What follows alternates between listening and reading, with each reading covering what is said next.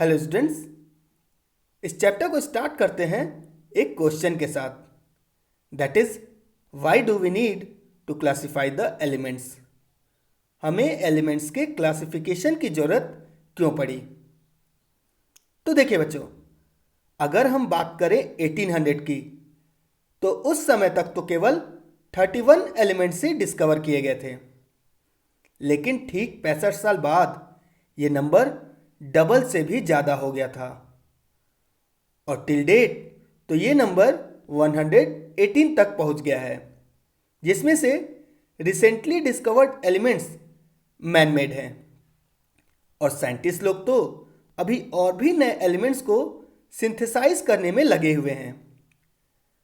But students, इन सभी 118 elements और उनके इनफाइनाइट नंबर ऑफ कंपाउंड्स के इंडिविजुअल केमिस्ट्री को स्टडी कर पाना बहुत ही मुश्किल है। And to ease out this problem, scientist search for a systematic way to organise their knowledge by classifying the elements. Means एक जैसे एलिमेंट्स को एक ही ग्रुप में रखने से उनकी स्टडी इजी हो जाती है। इसीलिए हमें एलिमेंट्स को क्लासिफाई करने की जरूरत पड़ी। Now, genesis of periodic table. तो आइए देखते हैं कि पीरियोडिक टेबल की शुरुआत कैसे हुई। तो बच्चों, सबसे पहले पीरियोडिक टेबल का नाम था डोबेनियस ट्रायड। डोबेनियर ने क्या किया कि एलिमेंट्स को तीन तीन के ग्रुप में बांट दिया और हर ग्रुप का नाम दे दिया ट्रायड। और इस ट्रायड की खास बात यह थी कि अगर आप इसमें इन्वॉल्व फर्स्ट और थर्ड एलिमेंट के एटॉमिक मास का एवरेज निकालोगे तो वो वैल्यू सेकेंड एलिमेंट के एटॉमिक मास के नियरली इक्वल आएगा। उन्होंने टोटल 3 ट्रायड बनाया। पहला लिथियम, सोडियम और पोटेशियम का, दूसरा कैल्शियम, स्ट्रोंशियम और बेरियम का, और तीसरा क्लोरीन, ब्रोमीन और आयोडीन का। यहाँ पर अगर आप लिथियम और पोटेशियम के एटॉमिक मास का एवरेज निकालोगे तो वो सोडियम के एटॉमिक मास के इक्वल आएगा। इसी तरह अगर आप कैल्शियम और बेरियम के एटॉमिक मास का एवरेज निकालोगे तो वो वैल्यू स्ट्रोंशियम के एटॉमिक मास के इक्वल आएगा, and so on. But students, Dobereiner का ये पीरियोडिक टेबल फेल हो गया, क्योंकि जब ये पीरियोडिक टेबल आया था तो उस समय लगभग 15-16 एलिमेंट्स खोजे जा चुके थे। बट ये अपने पीरियोडिक टेबल में केवल 9 एलिमेंट्स को ही जगह दे पाए थे। जैसे आप ऐसे ही देखो कि मान लीजिए अगर आपके क्लास में 40 स्टूडेंट्स हैं और मैं बोलूं कि नहीं, मैं केवल 25 को ही पढ़ाऊंगा, रेस्ट को नहीं, तो क्या ये सही होगा? नहीं ना। तो यही चीज़ इनके साथ भी था।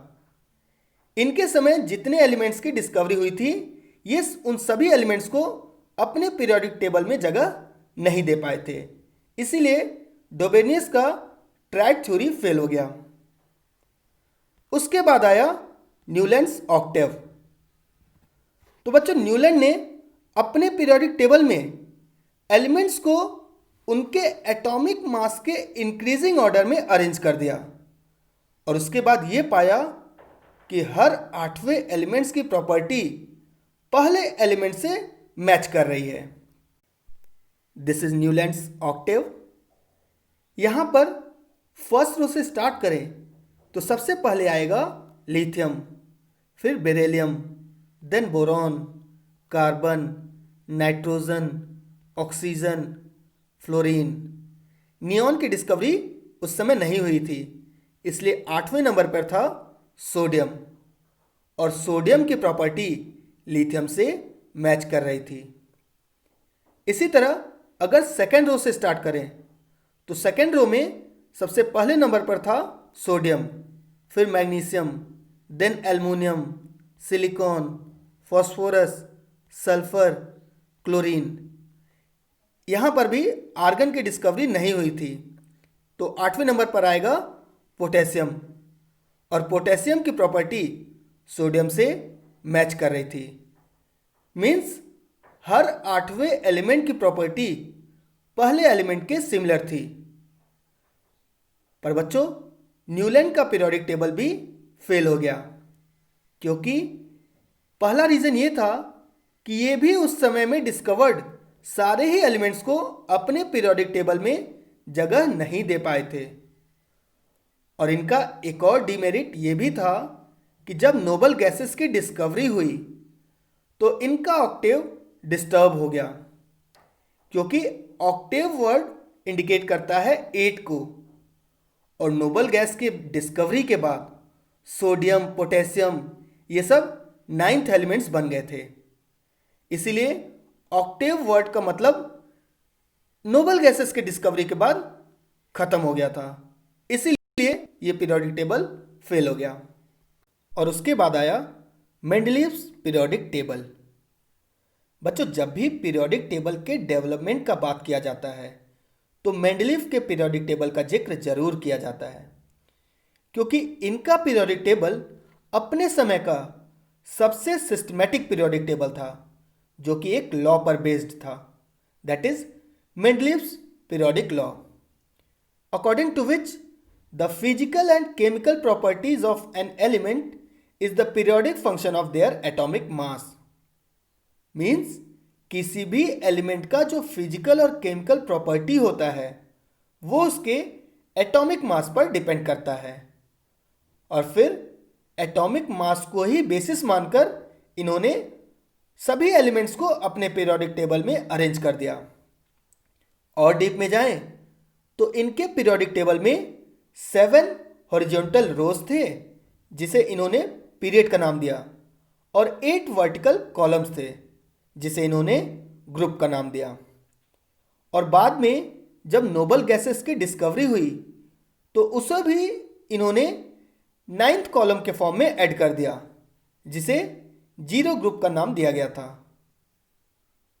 अब बात करते हैं इस पीरियोडिक टेबल के कुछ स्पेशल फीचर्स की, जिसमें सबसे पहला नंबर आता है इनके प्रेडिक्शन का।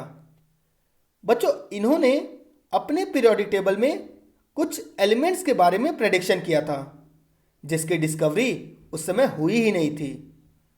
पर इनका पीरियोडिक टेबल इतना सिस्टमैटिक था कि इन्होंने कुछ गैप्स को छोड़कर ये बोला कि इन फ्यूचर कभी न कभी कुछ ऐसे एलिमेंट्स की डिस्कवरी होगी जिसका एटॉमिक मास इतना होगा, डेंसिटी इतना होगा, रेडियस इतना होगा, एट्सेट्रा।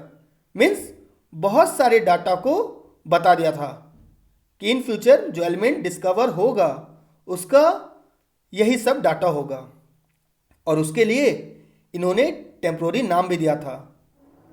2 एलिमेंट्स के लिए इन्होंने मेनली प्रेडिक्ट किया था।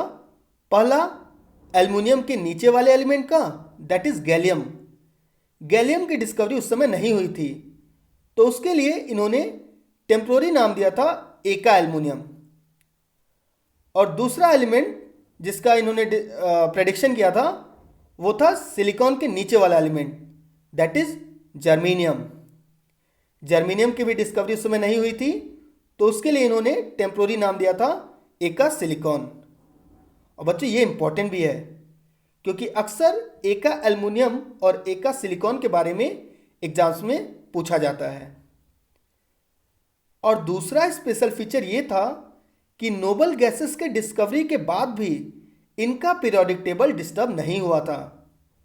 इन्होंने उनके लिए एक अलग ग्रुप क्रिएट करके अपने पीरियोडिक टेबल में ऐड कर दिया था, जिसका नाम दिया 0 ग्रुप।